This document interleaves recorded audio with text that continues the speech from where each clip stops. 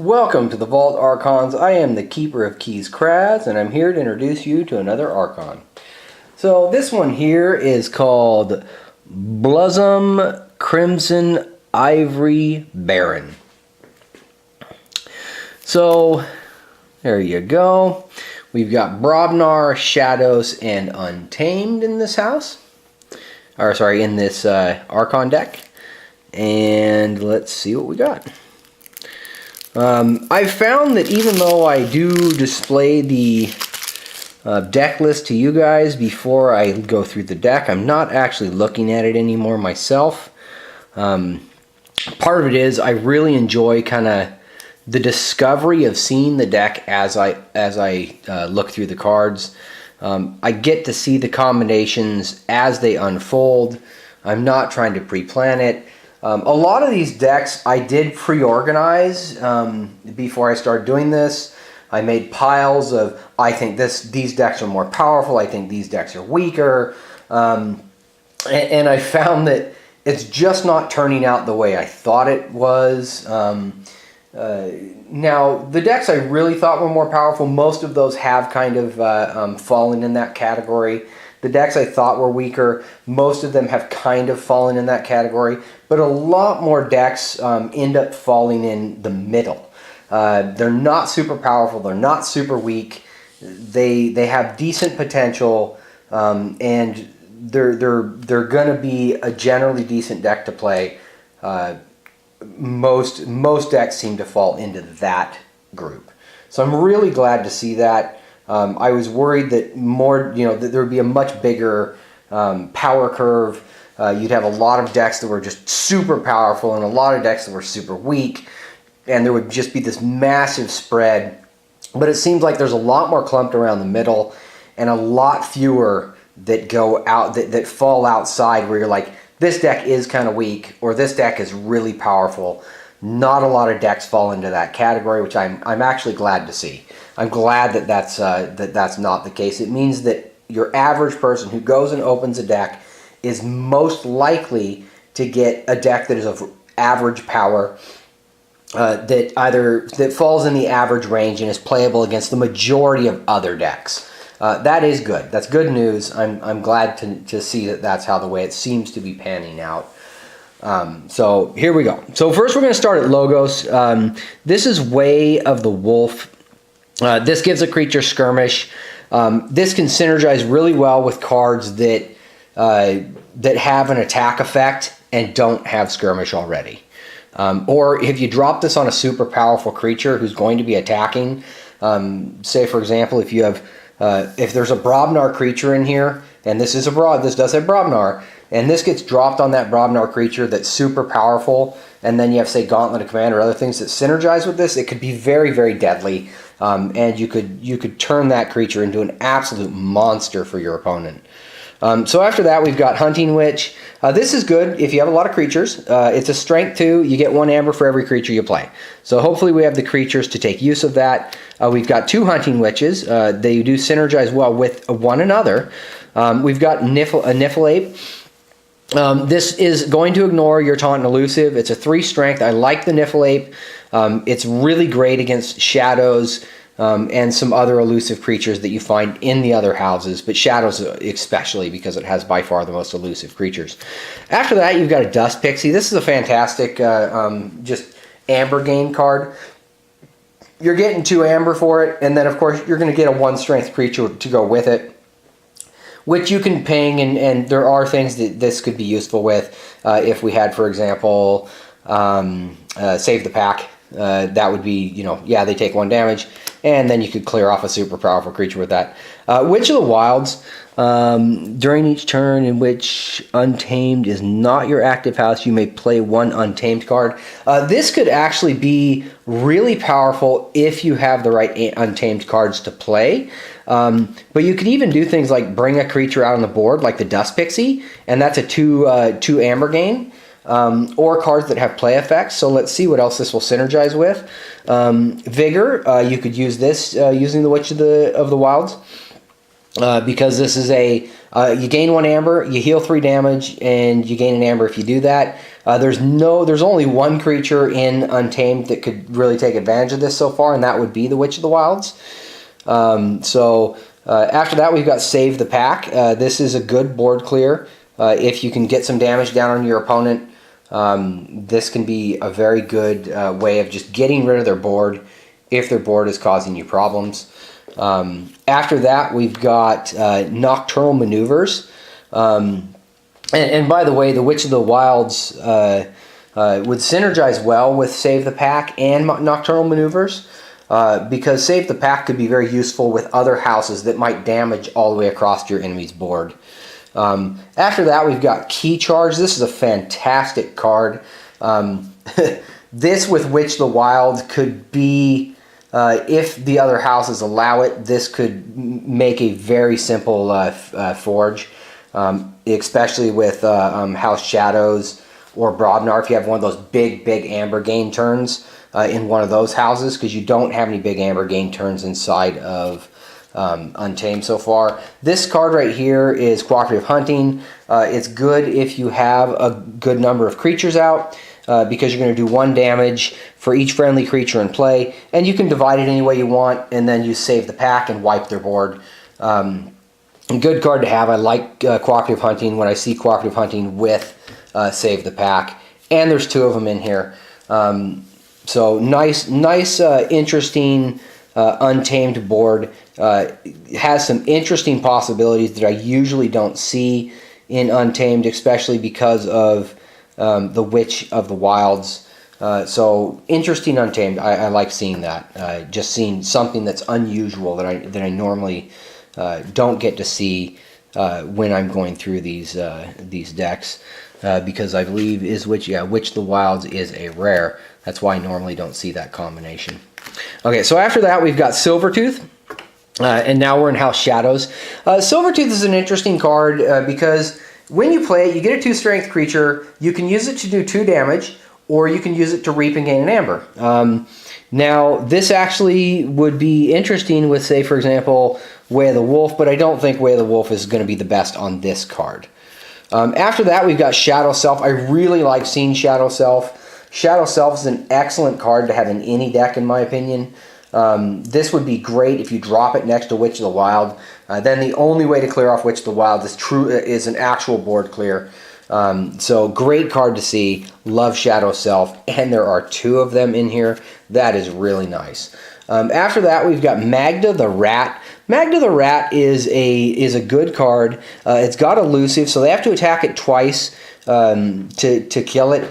It's a strength 4, so it's strong enough to take, to be able to take hits from your opponent's weaker creatures. And next to Shadow Self, it's going to stay in play for quite some time, and it can be used to stop a key because of the playstyle 2. You are going to lose the 2, and they're going to get it back when they kill Magda the Rat. But if you spent it in the meantime, for example, you used that with Witch of the Wilds and then Key Charge and burned their amber, well, then they're going to have to wait to clear off Magda the Rat, and you could clear off Magda the Rat on your own by attacking with it or doing other things. So nice card to have. Carlo Phantom, he's an elusive skirmish, strength 1, but each time you play an artifact, you steal 1. I don't remember seeing a lot of artifacts in here. Maybe I just didn't notice. So far, we have 0 artifacts. So he's great if you have a lot of artifacts. If you don't have a lot of artifacts, there may be limited ways in which Carlo Phantom is useful. Your opponent's probably going to kill it because of the effect it has, but overall, it's without a bunch of artifacts, not very useful. Well, now we do have an artifact. So this is actually I believe the only, there are multiple capture mechanics in Shadows, but this is one of the few capture mechanics in Shadows. This is an artifact that will work well with Carlo Phantom, and it's going to allow you to capture 1, so you can slow down your opponent's forging of keys, which is good. And there's 2 of them in here, so that could be 2 amber right there. And here we go with the 3rd artifact, yet again another one that synergizes with Carlo Phantom. And so he is looking like a better card now. And you put him next to the Shadow Self, and he's going to last for quite some time. and you'll get the use out of playing the artifacts. This is a gain 1 amber when you play it, and it basically can kind of shut down fighting. It's kind of a random effect, but can still be useful, and it does affect you as well as your opponent. So still an interesting one. Not the most powerful, but interesting to have. Pawn Sacrifice. So far, there's really not a creature in here I'd want to sacrifice. But I guess maybe the Dust Pixie. Maybe, maybe there's a couple other things that you'd kind of want to sacrifice. But overall, Pawn Sacrifice can be used to sacrifice a weak creature to do 3 damage to 2 enemy creatures and get rid of them. Given the right circumstances, good card. Miasma, I really like Miasma. This is you gain 1 amber and you stop your opponent's forge step. If there's other ways to manipulate your opponent's amber after you do this, fantastic card. Ghostly Hands, I love seeing Ghostly Hands. This is a great card. It's a 2 amber gain. If they only have 1, you steal it. Great card to have. And here we go. A card that synergizes fantastically well with Miasma, Bait and Switch. You Miasma them, they build even more amber up, and then you hit them with a Bait and Switch, and you steal half of it. Awesome, awesome combination. Okay, so after that, we are going to go into Brobnar. And we're going to start with Blood of the Titans. Blood of the Titans is going to be incredibly effective if you drop it on some of these weaker creatures that we've already seen. You could drop it on, well, let's see, what would be probably the best creature we've seen so far to drop it on? Witch of the Wilds, to keep it on the board, would probably be the one that I'd really do at this point, is probably the best card to put Blood of the Titans on. You can put it on other creatures to make them stronger, but so far that's the one that this really would work the best with. After that, we've got Fire Spitter. This guy is great at clearing off weaker enemy creatures.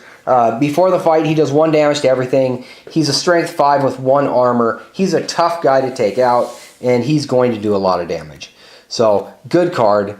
After that, we've got Bumpsy. He's another strength 5, and your opponent loses 1 when you play him, so this is yet another amber destruction, amber manipulation mechanic that you have inside of this deck, which is great to see. Bumpsy is going to be a very mean creature for your opponent to have to deal with. And Way of the Wolf is really going to kind of synergize well with some of these Brobnar creatures that we're seeing so far. And so I'm really glad to see that we have some powerful creatures like that in here. So let's see what else we got. So after that, we've got the War Chest. So usually once you stop seeing creatures and you start seeing other things, you've ran out of the creature pool. Every once in a while, there's one that's kind of in the middle, sandwiched in between artifacts and effects and stuff like that. But overall, there's usually a few effects, creature cards, and then other effects that come after it. And so at this point, we probably only have 2 creature cards in Brobnar. That's very disappointing. Brobnar is all about the big creatures and generally doesn't have a lot of cards that synergize well if they don't have a lot of creatures. The War Chest is an example of one of them. You have to destroy creatures when you fight, and there's just, there is not a big creature board in this deck. So the lack of a big creature board in this deck is very disappointing because a lot of the cards so far, like the Hunting Witch and cards like that, do synergize with having a big creature board. So that's unfortunate. And then we also have a card that sacrifices a creature, and yet we have almost no creatures. So the War Chest is going to be not such a good card. The Gauntlet of Command, this is a good card to have. I just wish we had more creatures. I'd rather have more creatures. The Gauntlet of Command is a better artifact than the War Chest in this deck because you can use other creatures that were useful. Sound the Horns. This is great if you have a lot of Brobnar creatures. We don't have a lot of Brobnar creatures. So you're going to gain 1 amber and cycle through your deck rapidly to get to the few Brobnar creatures you have. Now this could be used to cycle your deck. And you don't have any Brobnar left. You cycle your deck, reshuffle it, and then you have your entire discard back, and you've returned cards like Bait and Switch and Miasma to your draw pile. Or Key Charge, or some of the other effects. So this can be used in other ways that work around the fact that you have very few Brobnar creatures. So this could be very useful.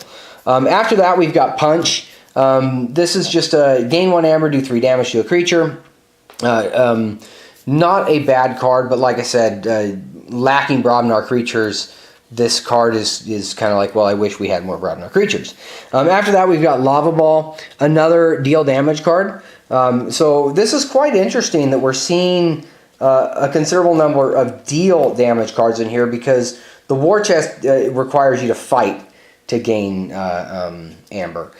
So there is kind of a lack of decent cards that way. Now, Follow the Leader, this does work well with War Chest.